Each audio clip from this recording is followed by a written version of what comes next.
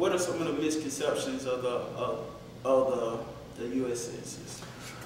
Well, unfortunately, a lot of people are mistrusting when census workers come to their homes to talk with them and to help them to fill out the forms and receive the information that is needful.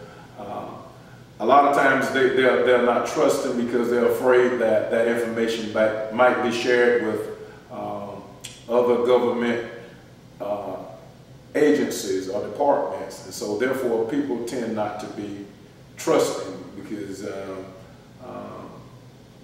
it just helps. Again, I think that's why with NAACP working cooperatively with the census workers would be very helpful.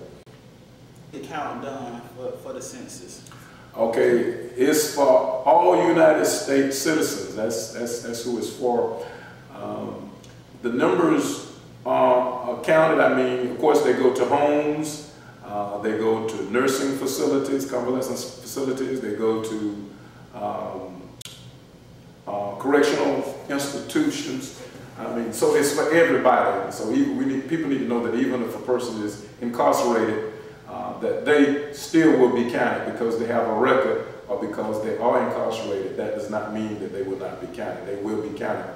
So there is an exam for persons who might be interested in working for the United Census Bureau. That they do have an exam. They will have to take an exam. I mean, there are some jobs also that are available. I can mention that too. So people who are interested, they can go online and get that information. They will have to take an exam, and if they can pass the exam, then they can work for the United States Census. Okay. Well, that website you mentioned is 2010.census.gov, where you can go get that information. And if you don't take the census, you might have one of those workers show up at your door. They did mention that, as I looked on the website, that they really want everybody to participate with that.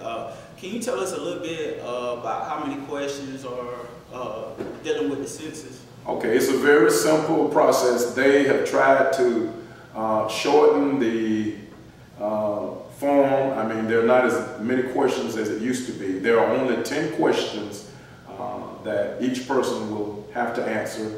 And so if they can do that or will do that, that will certainly be helpful. Again, as I said, making sure that the numbers count. That's what we want to do this time. So it's very simple. 10 questions. It wouldn't take a person 10 minutes to fill the form out.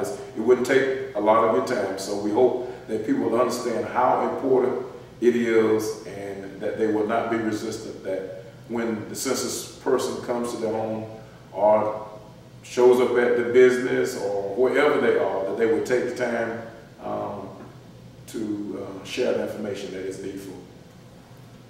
So let me ask you, digressing off the topic of U.S. Census, you mentioned earlier about the youth program that y'all have going on. How do people get involved with the youth program, the youth movement, as well as the adult NAACP?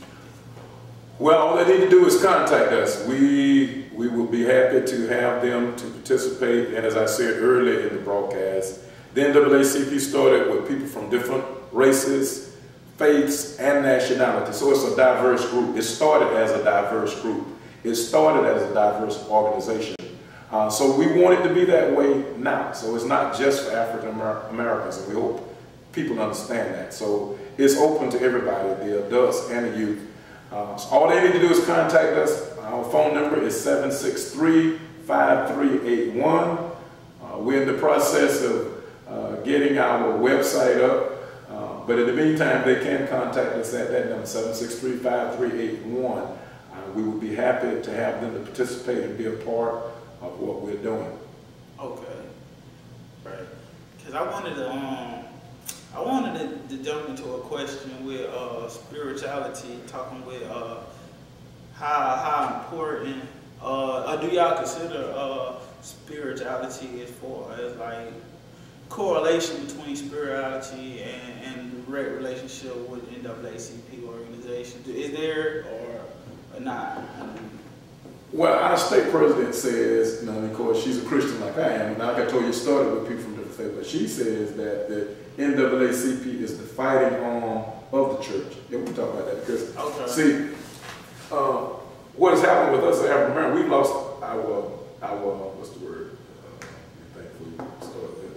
Our passion. Okay. We've lost our passion for social justice. I mean, the black church has always been on the forefront of civil rights. I mean, every advancement that we made as a people, the black church were at the forefront. They were black preachers. It were black preachers in the black church that led the movement. Martin Luther King, Ralph Abernathy. Well, that's what kind of what I wanted to hit on, because so many people, I mean, so many organizations, we talk about, you know, they talk about the separation, you know, of organization in the church and separation of government and the church. So we'll talk about some of that. We can wrap up with that right there. Because see, Jesus, I'll tell you, I said, who was more radical than Jesus? Who was more radical than Jesus? Because see, when Jesus went in the temple and drove them out of the temple, that was not just about disrespecting the place of worship. Right. That was a justice issue. Those people were exploiting poor people. Right. Because they had to bring the sheep.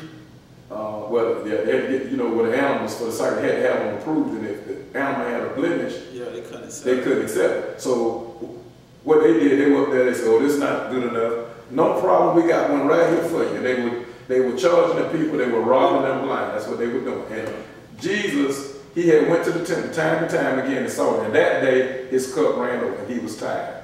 And he drove them out. That was injustice. They were exploiting poor people. That's what he got angry about. It wasn't just, it was disrespect for the temple, but it wasn't just that. It was about justice. Right. People were being treated unfair. So my point is, the black church has always been a radical church, and we have always stood to the fight against social evils and social justice in society. What has happened? You got me preaching that. Hey, hold on, we gotta get on tape. You got me preaching that. All right, okay.